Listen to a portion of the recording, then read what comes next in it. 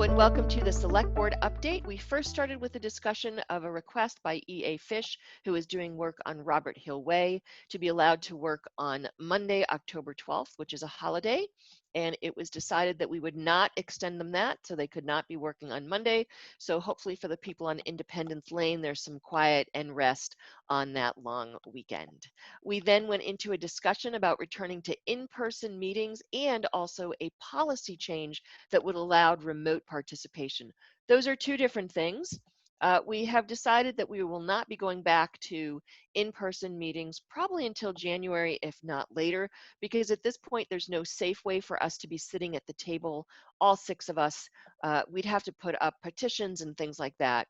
So most likely we'll be keeping our select board meetings remote at least until January.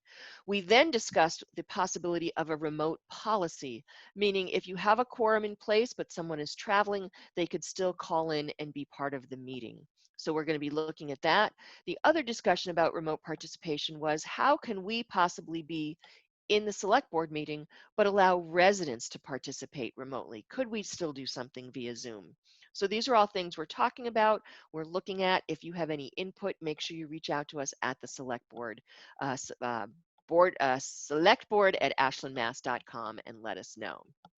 We then voted and approved extended outdoor dining. So in line with the governor's order to allow restaurants to continue their outdoor dining, we have continued the outdoor dining for all the restaurants who have applied for it, who have extended their footprint through at least the end of December. So the restaurants that have those larger seating areas, if you think about TJ's in their parking lot, Las Cobos and in their parking lot, Mozzie, all these restaurants that have moved to parking lots and other areas, those extended dinings will be allowed through the end of December, and then we'll be working with guidance hopefully from the ABCC to see if it's something we can extend full-time and permanently for our restaurants. We then discussed terms for appointed boards and committees, as well as long-term term limits. We had a number of boards that were to completion. So we looked at our list, we made a couple of changes.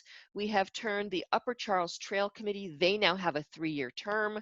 We have changed the Traffic Road Safety Committee into a 3-year term. The Mendez School Building Feasibility Group, the Public Safety Committee, the Public Safety Building Group, those two committees will stay until completion. It was decided that some of those projects are going to be finishing soon, or at least on their way to finishing. We also left the Valentine committee till completion because they are working on their work for an RFP for the project. Those changes will be up on the website, so if you have any questions, you can see those. We then discuss the date for the special election. Due to some of the requirements and changes that were made in regards to elections in 2020, we are looking at pushing the special election for the public safety building, and the Mendez building. Most likely those will get pushed to January.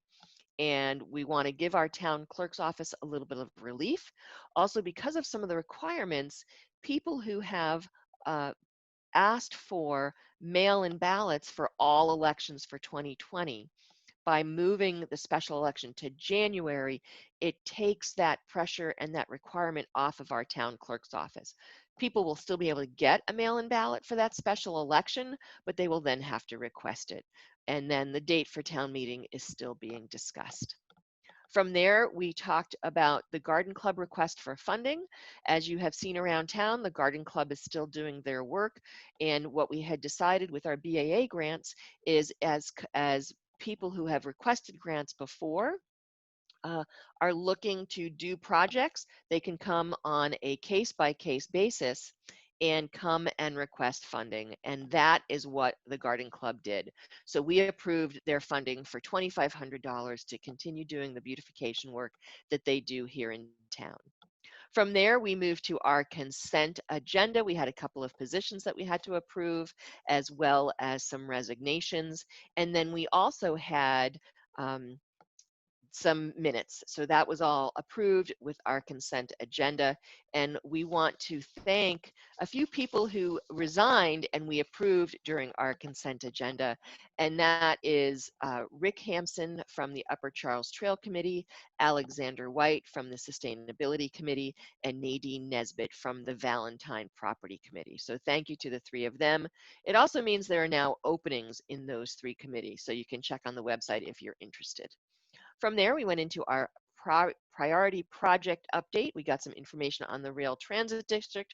We as a select board approved the LIP application, which is the Local Initiative Program application for UGC, United Group of Companies, who is doing the project on Memorial Drive, previously known as the MBTA Access Road, now Memorial Drive, for the over 62 senior housing. So that project, that LIP application was approved by the select board.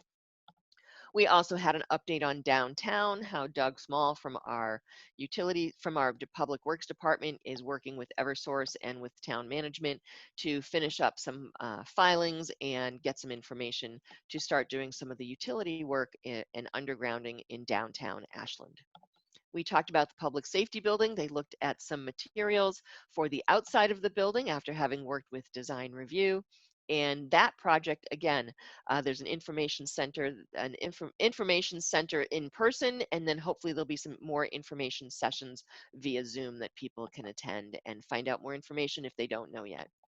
We then talked about the Valentine property. An RFP, which is a request for proposal, is going out to people who are interested in bringing something to the Valentine estate. As part of the RFP process, it has been noticed and realized that for any change of use for that property, we have to have a zoning change because right now it's just residential. And because we don't just want to let somebody live there, we want to turn it into something amazing for the community. We are looking at a zoning change with our planning board as well. And the last update, no real update on the Warren District. The barn project will be moving forward in the spring. From there, we had our town manager's report. We had an announcement of some winning of the Voice of People Award. This is based on the surveys that we did in 2016 and 2019. Because of the improvement, we won some awards based on our open space changes. We then had an update on COVID-19, what our numbers are doing, and then a small discussion on Halloween. We are not going to be canceling Halloween. We will most likely be putting out some guidance about Halloween from our COVID-19 task force. And if it doesn't get out beforehand, it'll be discussed and brought forward at our next select board meeting. The housing assistance program is still going on. You can go back and watch the interview we did with Emma Snellings of our planning department here on Around the Clock, and if you can get more information on that. And then our micro enterprise grant has also been going on. This is a grant for about 23 communities that Ashland is handling and organizing. That is still available as well. It is for small businesses, 5 employees or less, and you can get up to about $10,000. We then had some board reports, and we were able to wrap up at about 8:40 on Wednesday night. So thanks for watching, and that's the select board update for the meeting that happened on Wednesday, October 7th.